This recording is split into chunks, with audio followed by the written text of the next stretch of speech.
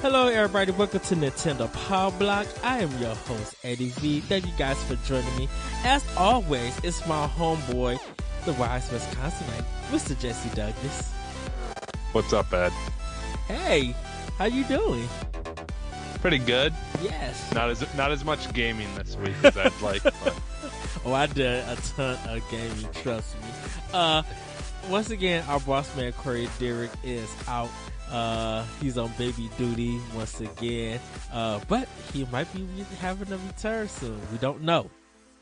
We just gotta be prepared, be ready. So, but everybody, we're gonna jump into what we've been playing. Jesse, what you been playing, dude? All right, so I haven't been doing a lot of playing this week, but there was a couple of things that I had picked up in sales, because there's some sales going on Xbox, and then there's always sales, every week on Switch, and I had kind of wanted to pick up. Before you go further with that, anybody who has a Nintendo Switch, there's a game called Galaxy Variant. I believe it's still free. This is a game that came out on PlayStation 3. But now it's on Switch, and instead of them charging you, it's actually free. So if you want a full game, you guys can buy it. It's from Jake Calzo and I think his team from Japan. So if you guys are up to it, you guys could download that for free on Switch. What's it called? Galaxy. So Galaxy. Okay. Yeah, GALAK-Z Variant. Okay. But yeah, so one of the things I had kind of wanted to pick up, it's more of almost like a game that you would play on your phone, but I picked up the Midnight Deluxe, where you're that little like glowing cube guy. Uh-huh. And then like it's kind of like one of those where you like stretch your finger out to, determine how far you kind of slingshot them in whatever direction, and you've got to kind of move them through these obstacle courses and land into this like little hole of light or whatever.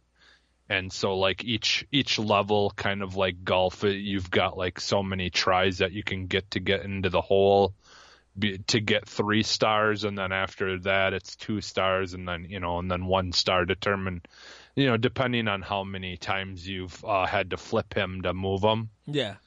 And so I got that, and I've been playing that, to be honest, on the Switch, because I picked up Octopath, the demo, because I still have that, the demo, the 3-hour demo or whatever it is. And every time I go to play it, though, I start it and then something comes up and I just have to end up turning it right back off again.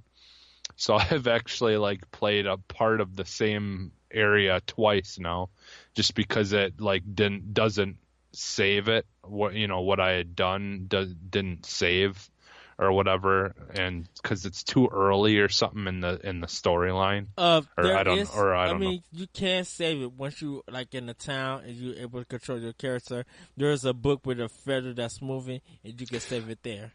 Yeah. Okay. Yeah. I did that once, and that's why I like didn't have to completely do it all over again. Mm-hmm. But there was one part that I had done and I didn't do that or something then last time. So I had to do it over again, like where I'm the cleric, I think, or something like that.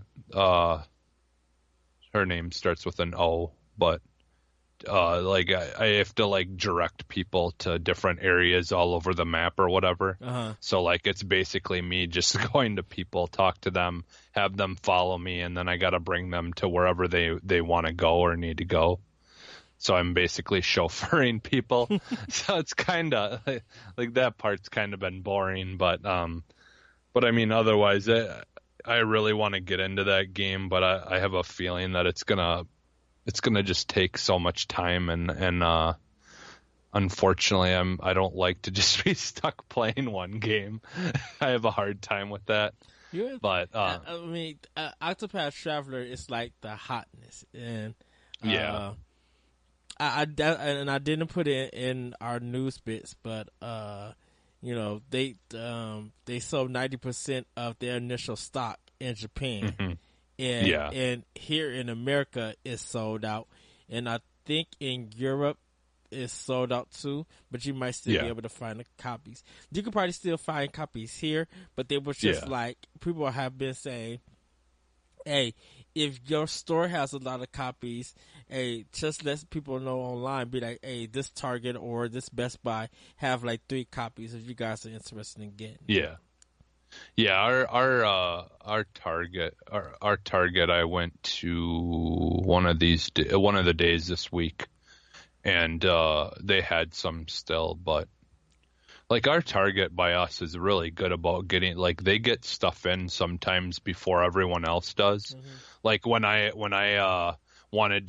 was looking for a Switch, they were the only store in town that had them, that had gotten a restock of them, and so then that's where I was able to get mine eventually. Then, you know, luckily, like only like 2 minutes from my house. Oh, nice.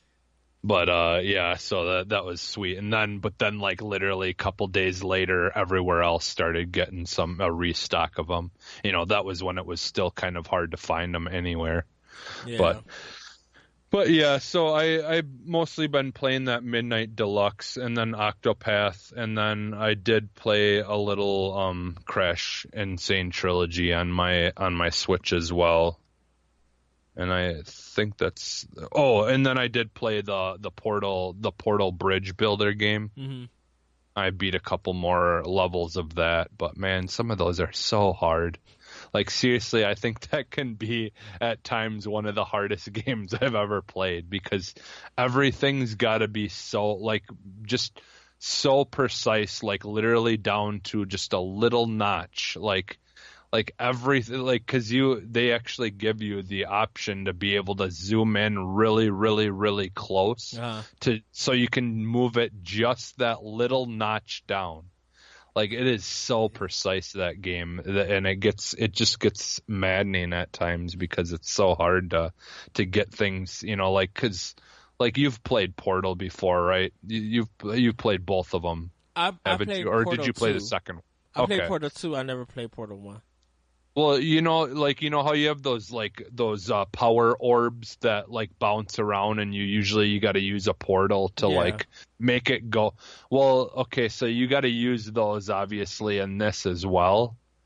And so, like, imagine they'll have to try to build bridges and pieces to kind of angle for it to bounce off of, to bounce to a precise area to be able to, you know, power on something before you can even get your cars. It gets really crazy and really in depth and way too hard at times, but it's still a pretty fun game though. You know, I was pretty surprised with how good it was. You know, I just thought at first, I'm like, well, you know what, it looks fun, I'll give it a try, but it's really been pushing me for my you know, thinking skills though, to try to figure things out. So, which is always nice. I like games like that make you think every once in a while. I know, but then can't stick to the Octopath Traveler. That game makes you think. You gotta strategize. Yeah. Mm-hmm. What? You just said mm-hmm. Yeah. Yeah. Which I gotta say, I will get to that game. I just just right now in my lifetime is not a good time to be immersed in something like that. Well, that So. is true. I need to get on you about that when you I said something to Jesse, and Jesse said something back to me, and I died. We was in chat, and he's just like, "How else is I supposed to do?" And I was just like, "I'm so dead," because I pictured what you said in your voice. I'm sorry to get everybody that this is an inside joke, but I never got to address Jesse with that. Oh, yeah, I know what it is. I said something to you, and you said something back to me. I was just like, the shade. And he's just like, what else is I supposed to do? And I was just like, dead. Then this one gonna throw out Squirtle, put it on the shade, on the sunglasses. What was funny though is like, I think you took it different than what I meant it. And so then that was just me running with it. I was just having fun with it at that point then. Cause I don't remember. I was like, I don't remember what exactly it was that we were talking about. It was just funny, your response. Cause it was just like, Jesse clapped back at me. I didn't know how to respond. I was just, dude, with the way that you responded, you wrote it, me picturing it in your voice, in my head, I fell out laughing. I'm sorry, everybody. We're gonna get back into it. I just had to address you with that because you threw out that Squirtle with the shades, and I was dead. Well, and honestly, like, we'd goof around and stuff, and Corey does that a lot, where he fakes aggression or fakes certain things like an attack or something on us or whatever. Yeah. And it's funny because I do that sometimes too, like where I just, I'm just joking about stuff, but I try to act serious about it. Yeah. But anything else you've been playing? That's pretty much it. Yeah, it's just those things, and then there's a whole bunch of things that I just played tonight before we started the show on Xbox, but I'll leave that for Arsenal X. Okay. So, for me, what I've been playing, is pretty much Octopath Traveler. I'm about to say Project Traveler. Octopath Traveler. I just got the Rowan, I just got my 5th member. So I got 3 more classes that I need to get, and then start building up my party, and then go to different spots and stuff. So, I'll be working on a little bit more of that. For PlayStation 4, I've been playing Knack 2, getting a little bit further into that. Oh, goodness. Dude, I'm sorry, that Knack 2 is way better than Mad Max. Like, this game feels like a palate cleanser. I mean, it still has its problems, but I'm just like, I'm enjoying this more than Mad Max. Like, I'm having fun with this game. I could deal with some of the difficulty in the unbalanced attacks. I could deal with a little bit of that. But I'm enjoying it. I really am enjoying it. And on Xbox One, I beat Battlefield Hardlines. And then right now I decided to play Darksiders 2, and I'm going to be trying to work on Tokyo Mirage Session. I really need to finish that game because I don't know if that game is coming to Switch, and I would love a Switch port of this game. I would love for them to be able to bring the game out here and be able to add more localization to it, like English voice acting to it. I would love for that to happen, but I don't know if it's ever going to come to Switch. So while I got it for Wii U, I'm going to be working on that game. Cause me and Corey, we did play it for Pod and Play Season 2. So you guys should check that out. And, we was just like, yeah, we need to really work on this game. Cause we was having fun. It was a good discussion that we had.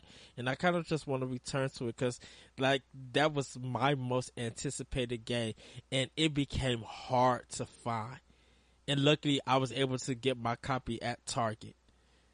So, Yeah, dude, that game came out and people bought it, and it didn't do really good in sales around the world, but people who bought it really enjoyed that game. Like they were just like, this is a must have for people who like JRPGs. And I was just like, Mm. well, ever since I seen the first trailer of this game, I needed to have it. I was just like, yes, give this to me. I'm like, Atlas, Persona, Fire Emblem crossover RPG. Yeah, I need this. And then hearing the music and stuff was already just like, dang, I'm sold on this game. So, but that's pretty much. And I'll go a little bit more detail on Battlefield Hardlines on AX. But yeah, that's what. Sorry, everybody. That's pretty much what I've been playing. I'm going to be diving a little bit more on Project Octopath. Going to try to pop in. So that I still have some Switch games that's still in the package that I need to open up and start. Because there's even games that I brought on my digital stuff platforms that I haven't really gone back to, like N++, Golf Story. Like there's a lot of games that I bought and I just haven't went back to them yet. So I'm probably gonna take some time, hopefully at the end of this week, take some time back into playing that. So, but everybody, that's what we've been playing. But we're gonna get into these news bits, and our first story: head of MercurySteam believes Nintendo and Konami resurrected Spanish studio. And all these stories are coming from Nintendo Life. You guys can check them out at nintendolife.com. Spanish-based studio MercurySteam is best known for developing Metroid Samus Returns and also working on Konami's Castlevania series, including the 3DS entry Lords of Shadow Mirror of Fate. Although the studio's history has been well documented in the past, during an interview earlier this week, MercurySteam boss Enric Alvarez shared his side of the story, explaining how the company was essentially saved by a chain of fortunate events. He states, back in 2005, when we were about to disappear, and we created a small demo based on a moment from The Exorcist, the movie. Back in the days, the Epic people were showing off their new Gears of War game, and we saw a few pics from a monster. We thought, hey, we could do that as well. Let's do it, and we produced a quite impressive visual test. This led to the studio working with Codemasters, helping to develop Clive Baker's Jericho, and eventually working with Konami and Nintendo. He states, the result was so impressive that I still remember Codemasters told us, don't show it to anyone else, and come here, and come with the PC because we don't believe this is real. That very day we saved the studio. We also went and visited Konami, and that day we met with Dave Cox, and we felt an immediate connection between us. A few years later, Dave Cox himself called us and told us, hey guys, did you want to reboot Castlevania? And that is how it all happened. That's how it all started. And then, this has been explained many times by Nintendo people, how they got interested. We collaborated with them during Metroid Samus Returns. In short, it was because of Castlevania Mirror of Fate. Nintendo liked it and they thought we were up to the task of doing what we did, and the rest is history. When asked about the difference between Japanese and Western publishers, Eric Alvarez made the following observation. Especially with Nintendo, the biggest difference is all they care about is quality, and all they care about is polish. All they care about is giving satisfaction to their players. The rest is secondary. You can't find this working for a Western publisher because there's always time constraints. There's always a lot of pressure. There's always pressure working in any environment, especially when we're talking about massive amounts of money. They're always somewhat very worried about that money, which is normal and fair. But I think that the biggest difference we found is in our direction. It's not saying there's no pressure involved on both sides, but the pressure from a publisher. From a Japanese publisher comes from that aspect, quality. And the pressure in our experience, I can't talk any other experiences, just in our experience, the pressure coming from a Western publisher comes from many other directions. As for what the future holds for Mercury System, half the studios currently focus on Space Lords, formerly known as Raiders of the Broken Planet, and the other half is assigned to providing more stable revenue through partnerships with major publishers and the handling of big-name IP. Eric also said Space Lords would be a great fit for the Switch library, but due to the small size and self-financed team, the studio didn't have the capacity to include it in development, though it was still open to the idea of a possible port in the future. So, it's good to know, because what a lot of people realize is that the Mirror of Fate game for Castlevania for the 3DS, it was such a good game, and people kind of did enjoy it. But then they did the second Castlevania game, and that almost tanked the whole company. Like it really put them in a bad spot. So throughout the years, we didn't hear anything from Mercury System. So when we found out when I think it was 2016, when we seen at E3, when we see Metroid Samus Returns, we were just like, what is this? And that pretty much blew our whole mind. 16 or 17, Yeah. Everybody. It pretty much blew our whole mind. You know what? It was 17 because it was 17. Sorry about that, everybody. Because we had seen Metro Prime 4 logo, and then just on Nintendo Live, you can pretty much see me and Corey's reaction while we talking and seeing Treehouse Live. I was just like, wait a second. Is that a Metroid? Is that Samus? Wait, what is this crazy? And we were just like, wow, they brought 2 Metroid games. And, like, it's the hotness. Like, it's really, really good. And it was just like, they knocked it out the park. And so, I kept calling them Mercury System, but they're MercurySteam. And the day that it came out, I like, oh, of course, it's a day one purchase. And it sold very well. Yeah, I still like I have plans eventually to get a 3DS for like the third time. Is that every time I buy one, I like end up like there's not enough games that I really like absolutely needed to get, and so I end up like needing money, so I end up selling it. And I've done that twice now. I bought and sold a 2DS or a 3DS like twice now, and so, but I do really want to play. I do really want to play that Metroid game yet, and I've been tempted a couple of times to want to get one again just so I can play it, but. And because like right now, like too, you can get a 3DS or a 2DS or whatever for a pretty decent price, anyways. Yeah, and keep checking Target's ads because sometimes they have them like for $129 or $139. I think last week they had them like for $129. So they sometimes have a good sales on their 2DS XLs. Yeah, and like I know there's that one doorstop one that you can get for like $60 or something like that now. Yeah, but and shoot, I don't know what happened to Amazon Prime. We didn't bring that up.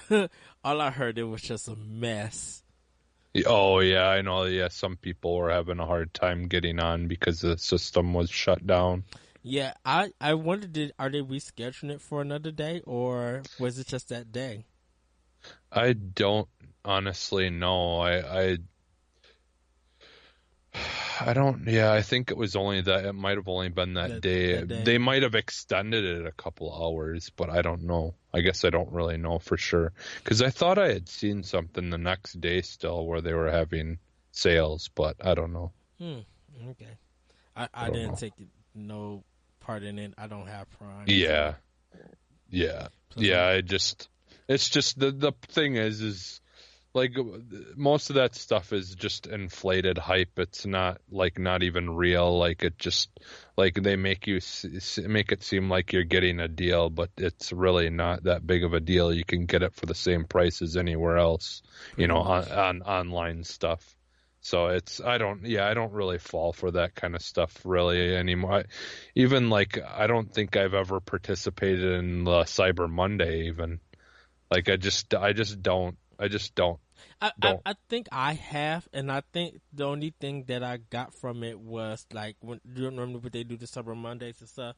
I would probably try to see if they got a good external hard drive on sale. Yeah, That's about yeah. it. See that's the only thing that I've been trying to keep my eye open for is I want to get like a four terabyte hard drive and like yeah, the lowest I've seen them for so far I think is like around 119. Hmm.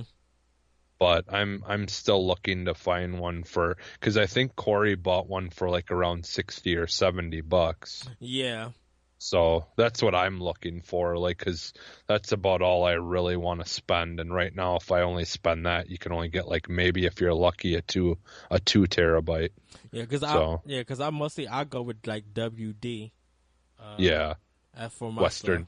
Western Digital or whatever. Yeah, Yeah, I like that. I like that. But I usually like Seagate, but Seagate's supposed to be known for having like it's like one of the hardest ones to have corruption happen to it or something hmm, like that. But they're supposed to be really, really, really really good. well made. But yeah, that's basic. That's what I would look for in that kind of stuff. But Yeah. I mean, yeah. and party controllers. I haven't really looked for any kind of Switch accessories because I got a case. I already got my car charger, so there's like nothing besides Joy Cons that I would need, and I already got my Xenoblade Chronicles Pro controller. So it's just like yeah, for pretty much for Switch. I'm not really looking for anything, and mostly if I am looking for something, it's gonna be the eShop sales. Um, yeah, yeah. and probably like if if a good sale is on the physical copy of a game, and I got the money, I'll pick it up. Which Yeah. reminds me, I do like literally, I gotta put like $25 to the side, um, this week because I want to make sure that I have my money right for dead sales. Like Oh literally, yeah. like Yeah. literally, I'm just like, you know what? I'm not even going to deal with Target. I would literally drive all the way to Best Buy to get my dead sales. Yeah. Did you see you could pre-order it on the eShop? Yeah, but everybody wants the physical. Yeah. Yeah, I'm one of the few people who doesn't. I just like I mean I yeah, sometimes I want physical, but I ultimately when it comes down to it, I don't really care. I like, just being able to have the games on my Switch and I can just play them at will and not have to worry about making sure I grab all my carts and stuff like that. I gotta have my physical. But we're gonna move on.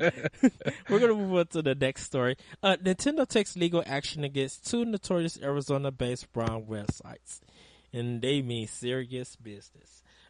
Nintendo has reportedly filed a lawsuit at the federal court in the U.S. state of Arizona earlier this week, with the publisher calling out two ROM and emulator websites, allegedly owned by the same Arizona-based company, for unfair competition as well as copyright and trademark infringement. Nintendo's requesting statutory damage of $150,000 per infringement and up to $2 million for each trademark infringement. According to the source, this could be directly equated to $100 million in damages. Both websites are believed to offer readily available ROMs and emulators to the general public. Nintendo went on record saying these specific sites were the most notorious online hubs for pirated video games, and said the sites were known for distributing and displaying a large volume of the publisher's works without its permissions. The websites are known for distributing proprietary BIOS software and using trademark logos and characters as well. Nintendo believes both sites are professional operations turning a profit. In addition to compensation for damages, Nintendo wants the company to shut down both sites, hand over the domain names, and reveal the source of the ROMs. Yeah, that's like that, you know, it like surprises the heck out of me that people can get away with it, but like so like if you want, let's say you want to get a copy of like I don't know, like what's a really super expensive original NES game, like if you want to get like the super rare, like track and field for Konami. yeah, like something like if you want to get like a copy of the really super rare games and you want an actual physical version of it, you can like go on Etsy or go online and the people make you know, like fake versions of it, but it looks completely like the original cartridge. It's a matter of fact, a lot of them, the only way you can tell that it's a redistribution is you have to take it apart and look at the original like computer chip, you know, inside the actual piece that you're reading. And I don't get how that's legal for people to just sell that stuff, like, you know, remake it themselves and sell it. Well, it depends on if the trademark is lost. So, like, if that company who made that game don't have the trademark anymore or don't have the license, someone could grab it and just make copies of it and resell it. But but if someone was to buy that up and then renew it, then any of that stuff would be illegal again. They would have to stop sales of it because it would be illegal. But if there's if it's like something that feels like it's public domain or something like no one owns it, they could start making copies of it, or they could get that trademark for it and start making copies of it and selling it. Okay, that's why. And I figured that's kind of what's going on with that stuff, but at the same time, it just feels so shady. And that's why you'll hear news of Nintendo restating the trademark for a game or getting, you know, making sure that they got the copyright and stuff. They keep doing it, you know, before the trademark runs out. And people get hyped to be like, oh, they're gonna bring a new game out. No, they were just like, we want to make sure that the games that we make is still games that is ours, and no one can take our product and resell them or anything. So that's why some with some of the old games that Rare did for Nintendo doesn't own Rare's property. They were supposed to, but they don't. Rare owns all of that stuff. So that's why when you look at Rare Replay, all of those games are on that system. But you know, they had to take out anything that's Nintendo related. Yeah, like Donkey Kong. Like they can't have any of the Donkey Kong games because they already own that. Not even Donkey Kong, like N64 stuff. You know, logos and pictures that had N64. Rare had to remove all of that and put in like Xbox stuff or kind of do something. They really can't do nothing. I mean, because Nintendo can still bring out Donkey Kong Country 64 because Nintendo owns Donkey Kong. I think what would happen is they would have to get in contact with Microsoft, make a partnership with Microsoft to allow for that game to come out because they own Rare. And, you know, it might be a contract or something, some kind of business deal that, you know, if games that Rare worked on that Nintendo want to release, all three would have to come together to agree upon some kind of business deal. Yeah. But so, like, do they think that, like, I guess I didn't really know for sure, but this story that you just were talking about, is that kind of something that they think they're doing, like reselling these games? Yeah, like, they're putting ROMs in, like, selling ROMs, like, not is it R4D4 something like that, or RD4 something like that? No, what they're doing is like they're selling kind of like fake cartridges or fake memory cards or ROMs and stuff that Okay. have these games on it that that they're not supposed to be selling. Okay. And so it's like instead of them people going to the store and buying an original copy of a game like Super Mario Odyssey, someone somehow was able to rip the ROM information and put it like on a micro SD card or something like that, and pirate it and sell it as their own and make money off the profit where Nintendo wouldn't get anything. So so they were selling newer games. They were were ripping selling newer any games. kind of games, any kind of Nintendo games. Yeah. So there's probably ROMs on there from like maybe GameCube stuff that this company been selling, and people could buy it and play it on their PC or play it on their Switch if it's modified, or whatever way that they had a way to play it. They were selling that stuff illegally. Huh. So they were just they pretty much was cutting out the middleman, which is Nintendo, and just doing something very illegal. So they don't name who the company is. So we'll see what happens, because if they go to court, or when they go to court and Nintendo presents all the evidence and that other company presents all the evidence, if the judge finds Nintendo to be in the right, if they get awarded $100 million in damages, that's going to be crazy. Well, and that's only going to happen though. Obviously, I don't think that could ever happen, that they would ever get that much, because chances are that this company isn't worth that. Most they're going to end up filing for bankruptcy. I think what would happen, because Nintendo will want them to shut down. I think the reason why they're suing them for that much is because the company is operating on two sites.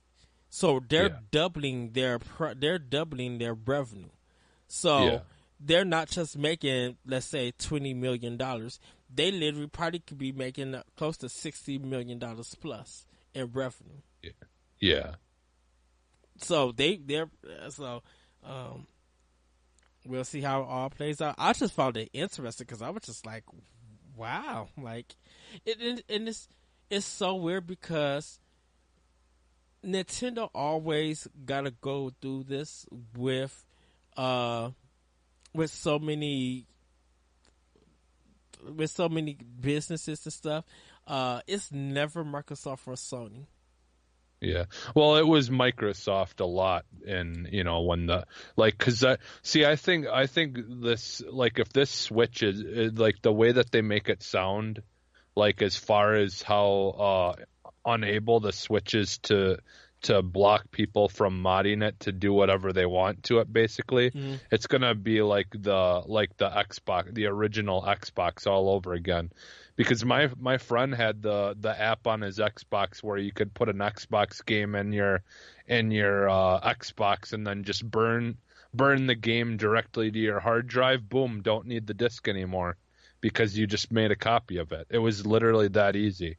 All you had to do is that little tiny mod to it, download that app, and you could save the games directly to your. That's the thing about it, is that Microsoft, I mean, of course, do emulation or modding stuff, do illegal means to get that corrected, or for that process to happen.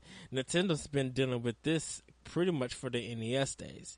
Like, they struggle with people emulating their stuff from cartridges, and that's why, like, even in Japan, they had to sue a company and try to get them to stop making these R4 or D4 carts, is because people were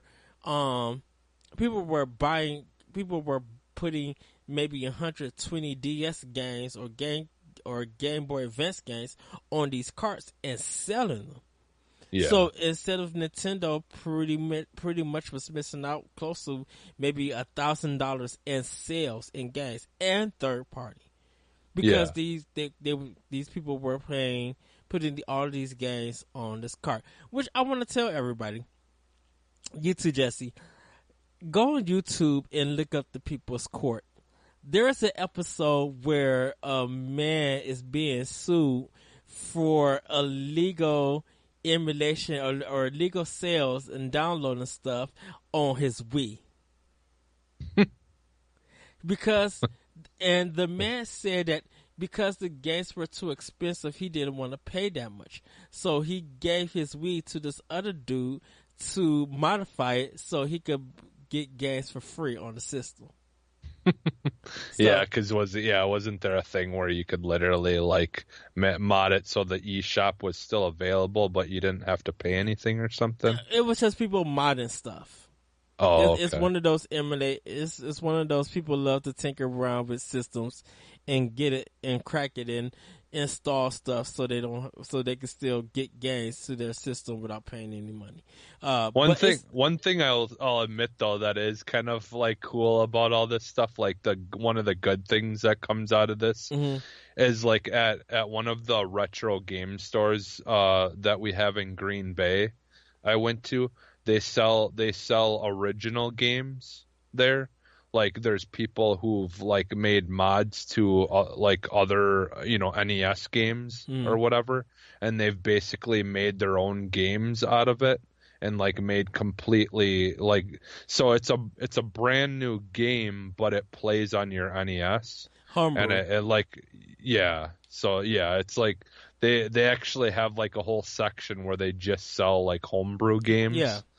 Which is pretty cool, like, because it's hard to find that kind of stuff, like, local, like, going to, like, an actual store by us. Like, that's the only place I've seen it. And homebrew is different than illegal mods and emulators.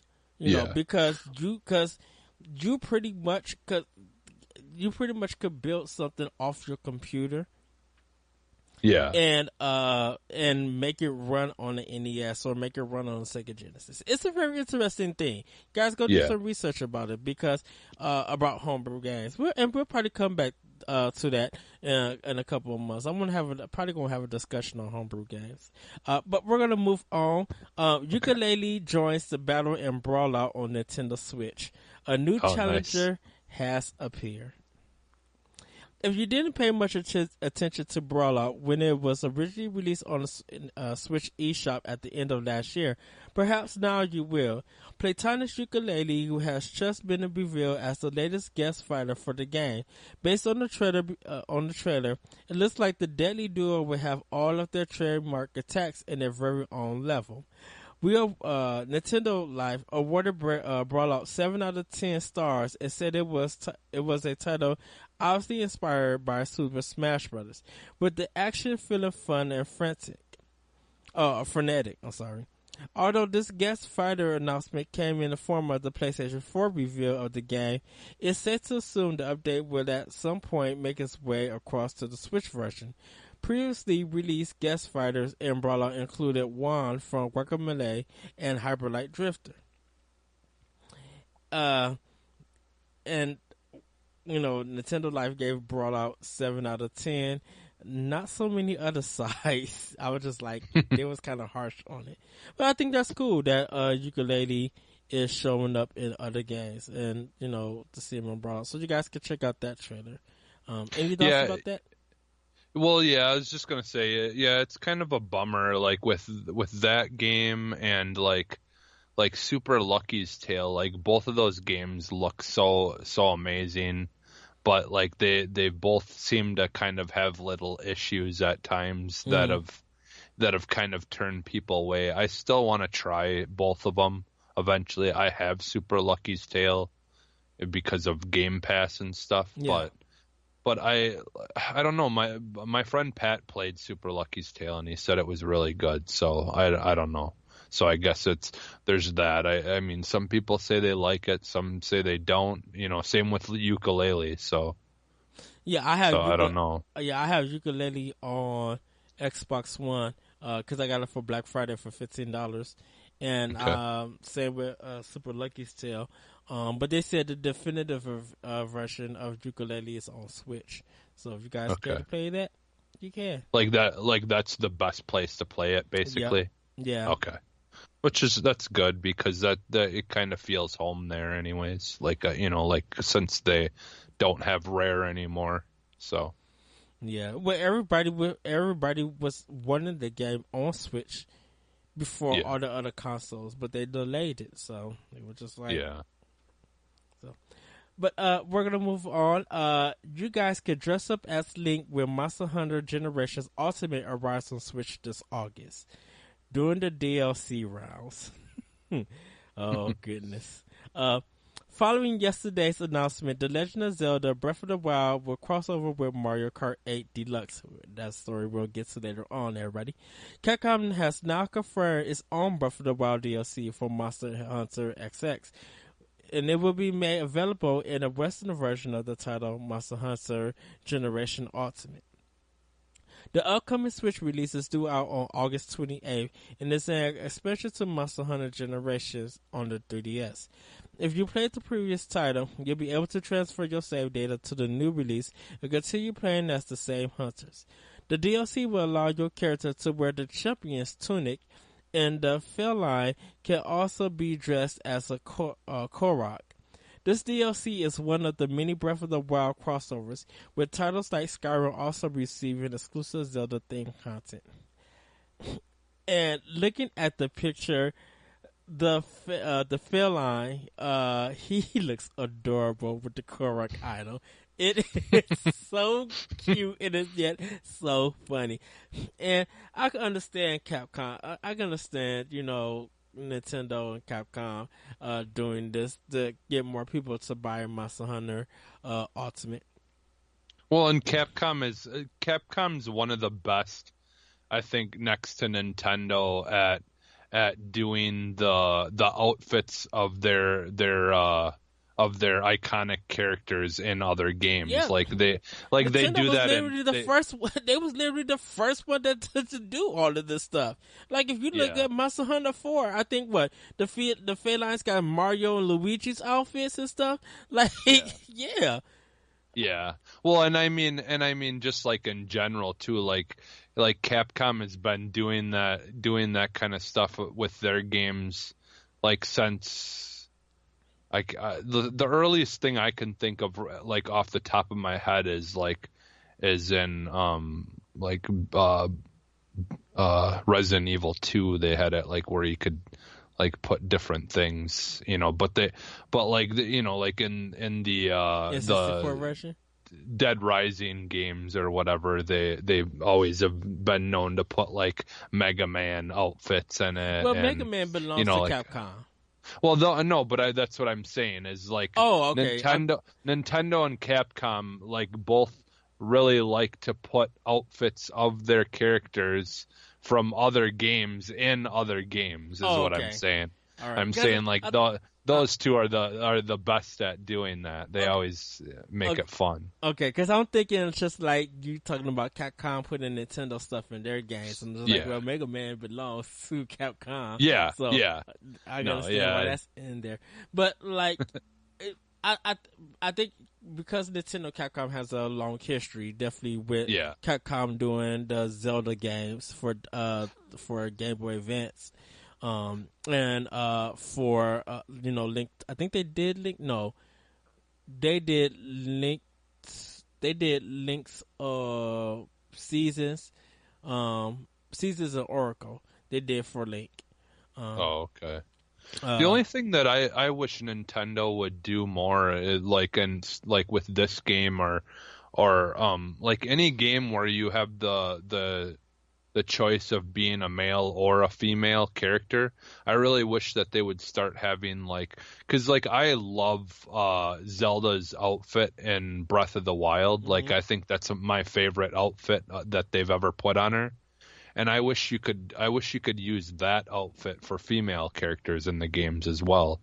Like I really wish that they would give you that option of having the Zelda, like whatever Zelda game they're going with for the Link outfit, they should have the equivalent Zelda outfit as well. I think they probably will later on down the line. Yeah, I mean because that's the only thing that they never seem to do Zelda Zelda outfits. It's always just Link, which I mean, I get it. Like he's the main character you always play as, Mm-hmm. but like I feel like especially with Breath of the Wild, like she deserves so much more attention. You Well, know? I think because they could also use Sheik. Yeah. Um, I think right now they probably can do more, and I think maybe later on down the line they will. For Yeah. it, and Capcom, probably was focusing more on Monster Hunter World, versus Yeah. Generation Ultimate. So probably later on down the line, Nintendo and Capcom probably got plans for it for that game because it's just like it just makes sense that, excuse me, people who are going to pick this game up and play it on the Switch, uh, they're going to be like, okay, hopefully they bring more Nintendo DLC costumes. If we got to pay, we'll pay for it. And I think that's going to come like down the line. Yeah. But we're going to move on to the next story. Latest Mario Kart 8 Deluxe update adds free Breath of the Wild content. Following the recent Nintendo Labo updates for Mario Kart 8 Deluxe on the Switch, along with the announcement even more was on the way, Nintendo has now added free Breath of the Wild content to the game. Link would now be able to tear around the track on a Master Cycle Zero while wearing the champion's tunic. You guys could take a look at it if you want to see it in trailer form. And a lot of people are happy. They think it's really cool that this game got more free DLC updates. So it's cool to see it. I like Link's champion tunic. I really do. His motorcycle just looks cool. His motorcycle, ever since they shut it in Breath of the Wild, looks rad, and I think it still looks good. Yeah. So, Yeah, the one that because is it a new motorcycle then that they're adding to, or is it still the one that you could originally get in the game? It's the one from the Breath of the Wild. Okay. So it's that Okay, design. so it's a little bit different. Yeah, a little bit different from the one that's already on it. Yeah. Okay. So and plus he got like new parachutes and stuff like that. So Okay. All right. They add a little bit more to that. But let's move on real quick because kind of want to hear your thoughts on this one. Dishonor and Prey developer Arcane Studios seeking developers with knowledge of Switch. Could a Switch project be on the way? Arcane Studios, the French developer behind titles like Dishonored, Dishonored 2, and Prey, has listed a job advertisement which asks that applicants have knowledge of Switch development kits. The studio has never released a title on a Nintendo platform, with Call of Duty World at War's online multiplayer maps being the only thing Nintendo fans have ever received from it. So seeing Switch specifically mentioned in the job application suggests that the console has a good chance of being supported in future projects. The Switch is listed alongside other platforms regularly supported by the developer under the Desired Skills section. And it says, desired skills, expertise in one or more technical areas, animation, audio, math, physics, networking, low-level architecture, memory, I/O, experience profiling and optimizing CPU code, knowledge of the platform SDK, PS4, Xbox One, Windows, Linux, Nintendo Switch. Experience with game middleware technology such as Havoc Physics and Cloth, Face FX and Wise.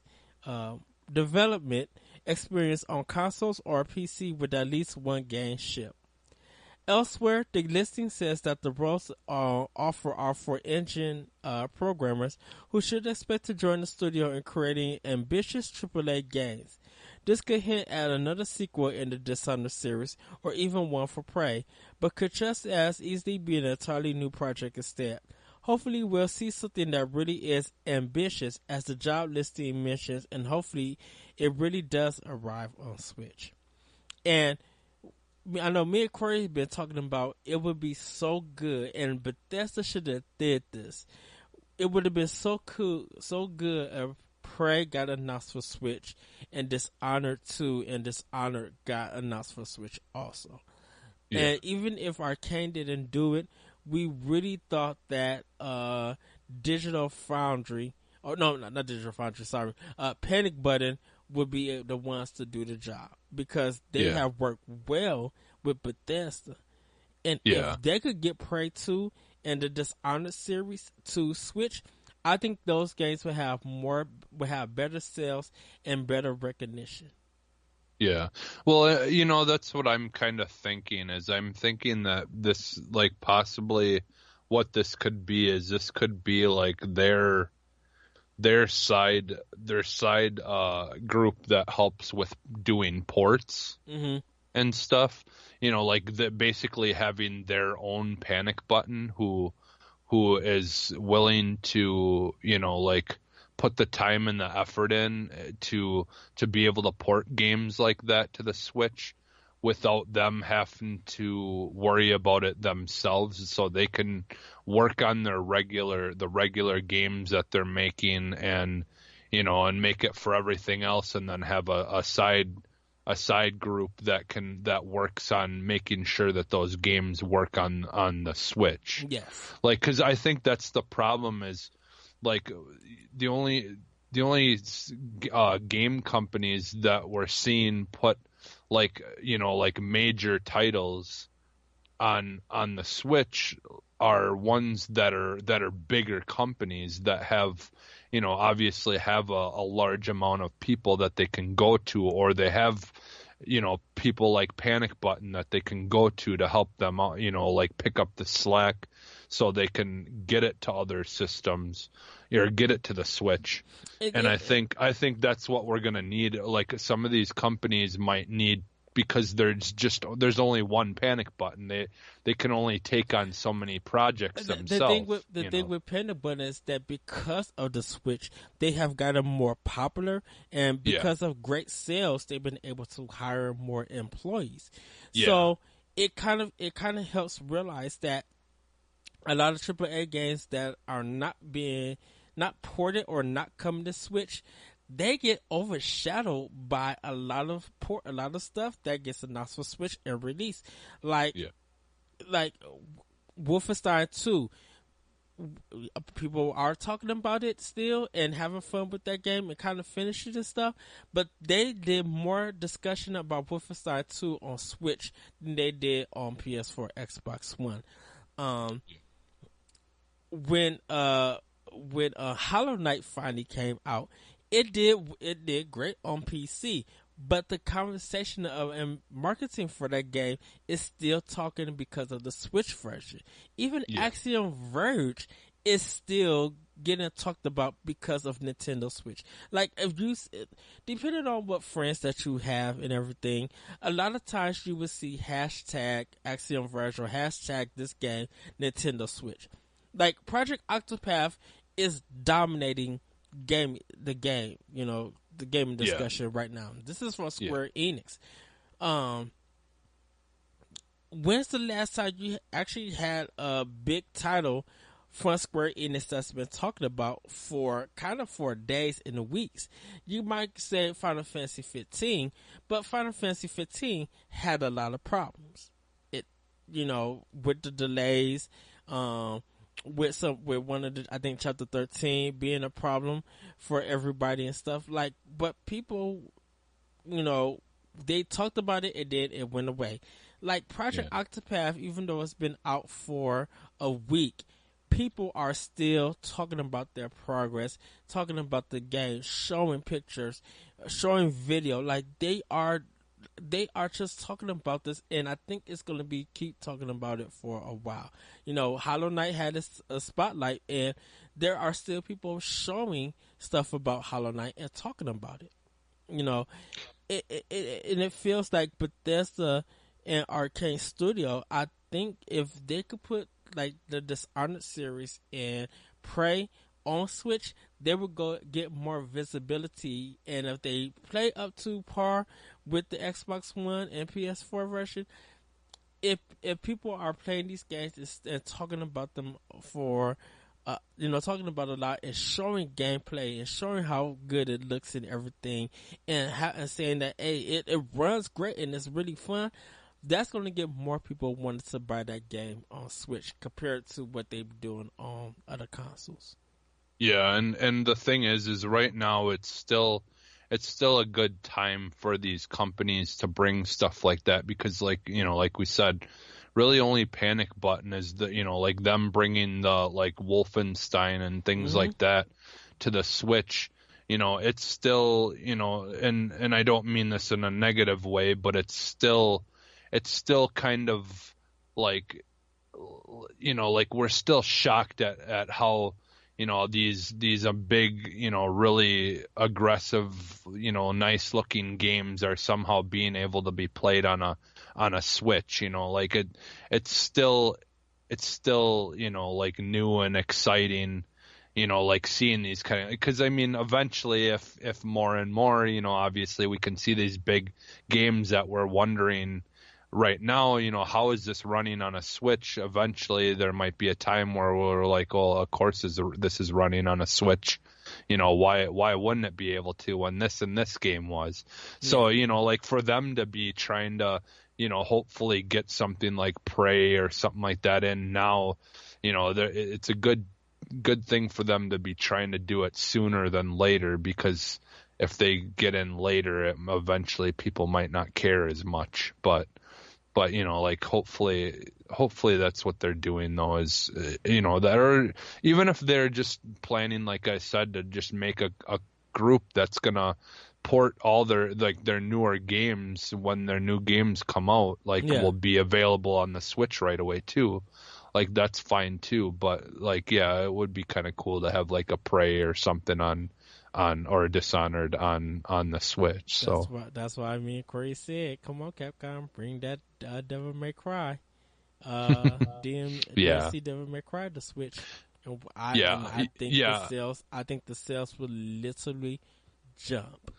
Dude, what if they literally said, okay, from now on, Devil May Cry. What if they said from now on, no, Devil May Cry can stay on all the other systems, but then DMC will be exclusive to Switch. So like, Everybody's going to buy DMC more than over Devil May Cry 5. yeah, which I mean I would too, but I'm saying like that would be cool if instead There, because like that way they can still do what they want to mhm. do on Devil May Cry. They can make it the big, super power hungry game that it needs to run all this power and everything, and then leave the DMC for Switch where they can still be innovative and still do good and fun what, things with it, what's but they don't have to worry about the power as much. what would happen is that Capcom would fear that Devil May Cry 5 would get overshadowed by DMC 2 if that happened. Because the thing about it is they're betting big on Devil May Cry 5. Yeah. If Devil May Cry 5 and DMC 2 came out at the same time, Well, I mean they wouldn't that's a they big wouldn't do win. it. They could do it kind of like what Nintendo does, where you have certain game for the main system, and then they would have a certain game for the handheld, Well, for well, 3DS, where they I could mean, they could do I mean, like it's every not other that. year. I mean, it's not that. It's just that DMC would have to be on Switch. That's it. What would happen is that a lot of people would be like, okay, the Devil May Cry fans are going to buy Devil May Cry 5. The Switch fans and people who love DMC will buy it for Nintendo Switch. The problem with that is that Capcom is going to be looking for Devil May Cry 5 sales because it's on two platforms, and they're going to see is who is playing this game and is it getting a lot of love.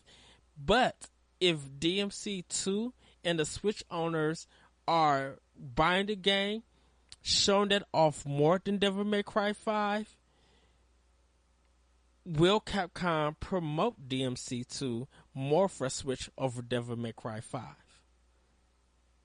Well, I mean, like ultimately, like if they technically own it would just be a way of making sales though from the Switch, Well, but it that's the would thing. just they would be That's the making it thing. through a But different see, way, that's and the it thing wouldn't about it. matter either way. That's the thing about it is that people who that's why I said Switch fans and DMC fans will buy DMC2 if it exclusively came to Switch.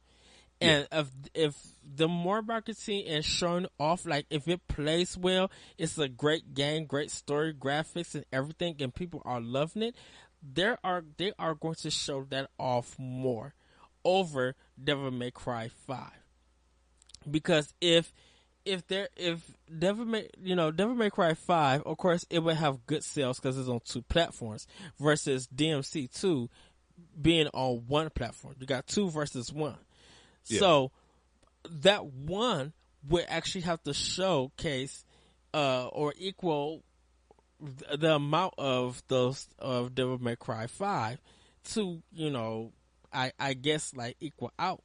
Because they'll be like, well, DMC2 didn't sell well. Well, if you put 2 games out at the same time. But that's what I'm saying. They wouldn't put them out at the same time. They would. They would just be like.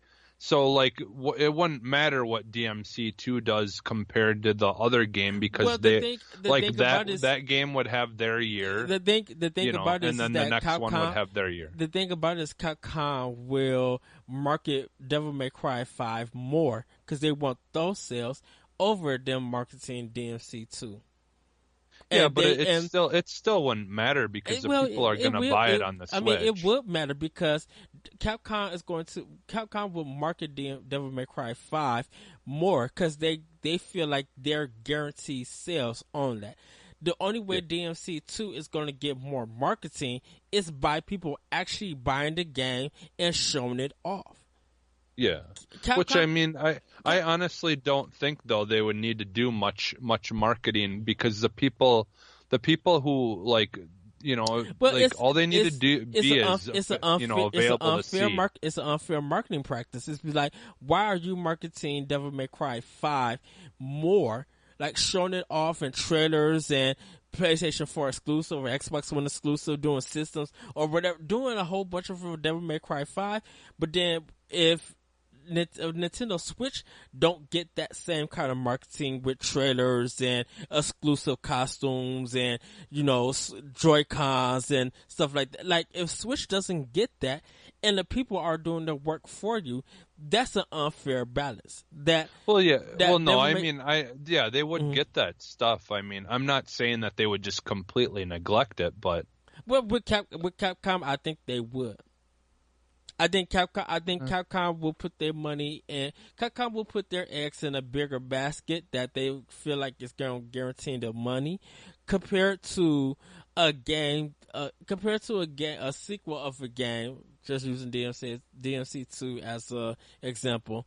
Compare that to a game that didn't sell well, or the definitive version didn't sell well. So Capcom will be iffy putting this game they would be iffy on marketing this game, but if they see the sale numbers and people are talking more about this, they're going to be like, okay, we need to switch, because if Devil May Cry 5 is not living up to expectations of the Devil May Cry 5 in the Devil May Cry community, but the DMC2 and the Switch community are loving this game and they're showing off more, they're going to put more marketing into the Switch version finally than they will over the Devil May Cry 5.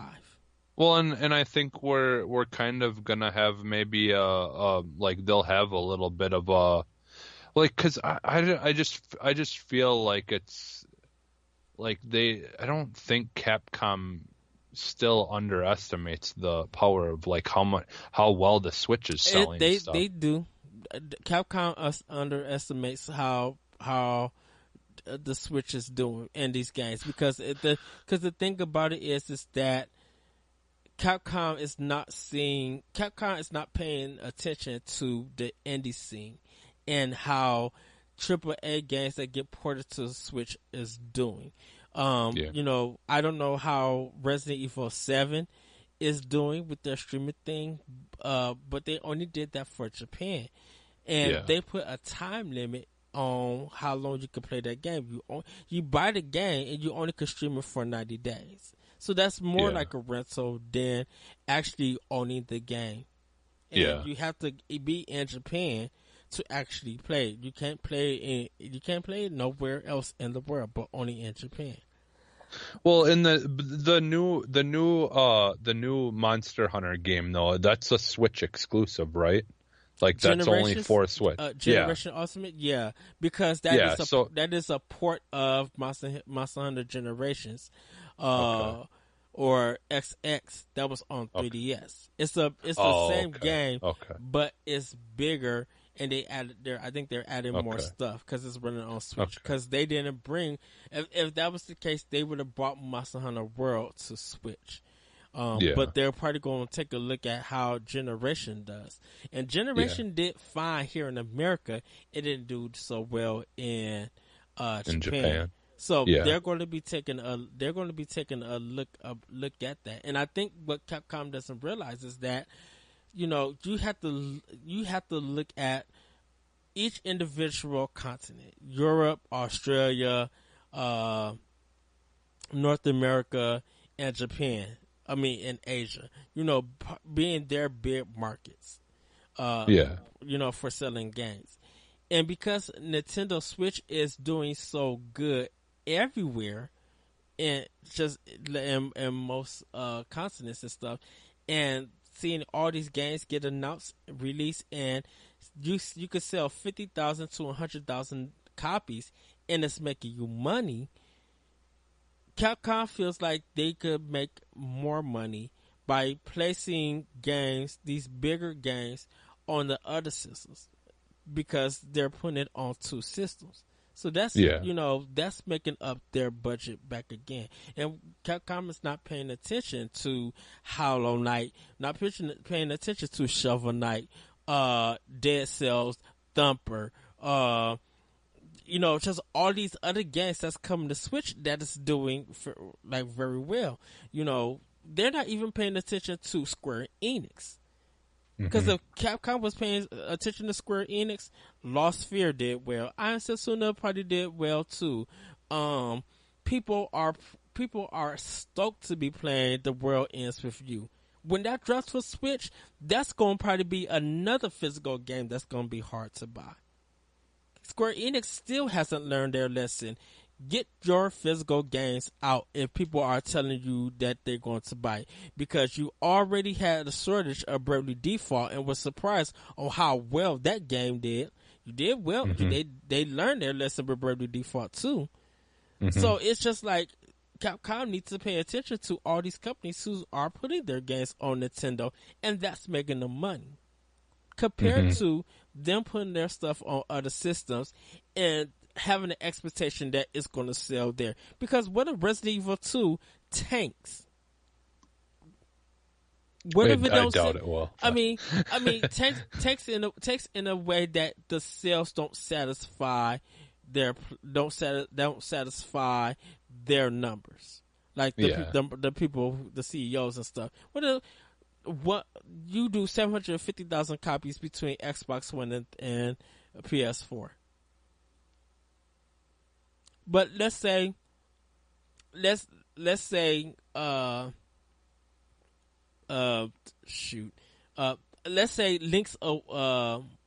is it Link? No, is it Link's Awakening? Link's Awakening. That's the one for the Game Boy Color. Yeah, Link's Awakening. Yeah.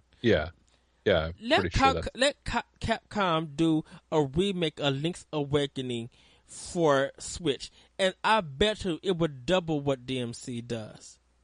That's 750,000 copies. Link's Awakening will probably do 1.5 million copies, digitally and physically put together.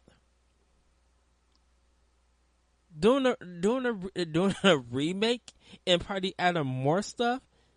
Oh heck, people would go bonkers if that happened. Just saying. But we got one more story because we're having multiple discussions. Golden Sun and Shining Force illustrator passes away. I'm sorry we have to take this one to a sad note. Siliconera is reporting that Hiroshi Kajiyama, the illustrator of the Golden Sun series, has passed away. His son made the announcement on his father's Twitter account on Saturday. The notice did not reveal the cause of death or how old he was. Kageyama started out in the video game industry in the 1990s and was known for his illustration, including the character and enemy design in the Shining Force series. Later down the line, he worked on the Golden Sun series for GBA and DS, and was also well known for his work in the manga industry. So, I believe Golden Sun is available on Wii U. I think they brought Game Boy Advance games there. I think it's available for it. I have Golden Sun on GBA, and I have Golden Sun Dark Dawn on the DS. And I've got I played one of the Shining Force games. It's kind of their Fire Emblem games. And it's kind of sad to see him go because he has done amazing work. And I feel bad because I didn't really keep up with them, but it is sad to see that someone creative and expressive as he was, who loved video games and just have amazing artwork, for him to pass away.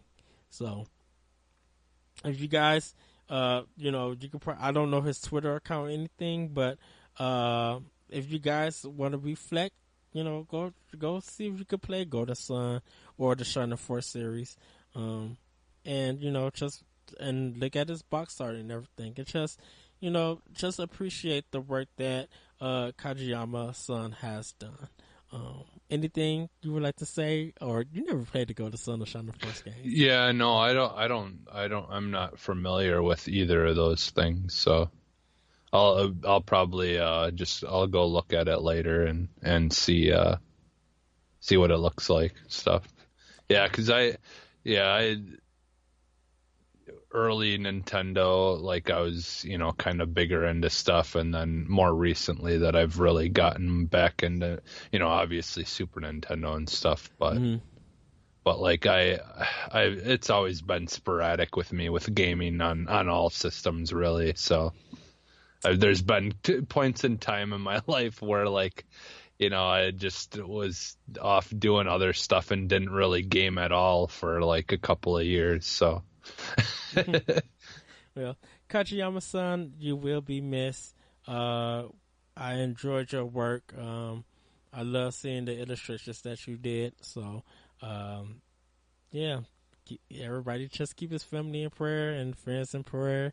Or, if you know his Twitter things, just send some good vibes out to him. So with that, everybody, that's it for Nintendo Pow Block. Jesse, where can we find you? You can find me on Twitter at PhantomMaggotAX. You guys can find me on Twitter at ThatRetroCode, and you can also check out Optional Opinion. You can also check on SoundCloud, iTunes, Google Play, iTunes, all that other stuff, the good stuff. You can check more of Nintendo Pow Block on our YouTube page at Nerds Gone Rogue. You can also check it out at ngrradio.com. We go up every Tuesday. So hopefully you guys are enjoying the show. Lately it has been audio, so hopefully you guys have been enjoying the audio episodes and things like that. You guys can email the show at nintendopowblock@gmail.com. We still want to hear what you guys think. Your Nintendo game versus other games. Like I said, 3 pros for each game, 3 cons for each game. It's not a battle to see who wins or anything or who loses, but it's good to see the comparison on why you put one game versus another. So, you guys can find us, like I said, on our Facebook page also. I forgot our Facebook page, Nintendo Pow Block on Facebook. And, that is it. We will see you next week. Hopefully Corey will be returning, and once he makes his return, the hosting duties will be back in his hands. Unless he wants me to continue to host temporarily. I don't know.